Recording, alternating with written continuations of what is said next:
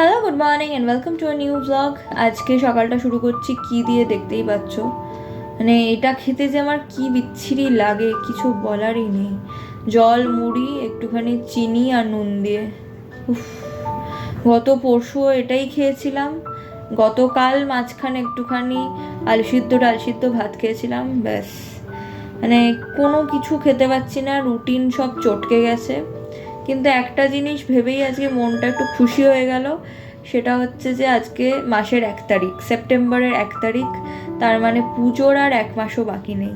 আমি জানি না আমি কতটা তাড়াতাড়ি সুস্থ হতে পারবো, কিন্তু যখনই মনে হচ্ছে যে পুজো চলে আসছে, তখনই আমার মনটা পুরো আনন্দে নেচে উঠছে। আর তারপরে একজন রিপিট ক্লায়েন্টের অর্ডার রয়েছে। এটা একটা সাডেন অর্ডার, আমাকে আগে থেকে বলেননি। বললে হয়তো না করতাম না, কিন্তু এখন আমি আর কোনো কেক বা কোনো রকম কিছু অর্ডার নিতে পারছি না। মানে নেওয়ার ইচ্ছে আছে, কিন্তু আমার দাঁড়িয়ে থেকে কোনো কাজ করার মতন এখন ক্ষমতাই নেই। কোনো রকমে 2টো চকলেট আমি জাস্ট বানিয়ে দিচ্ছি। নেহাত রিপিট ক্লায়েন্ট, তাই জন্য। মানে না হলেও সব রকম অর্ডারই নিতে ভালো লাগে, ইচ্ছে করে কাজ করতে, কিন্তু সত্যি কথা বলতে কি শরীর একদম দিচ্ছে না।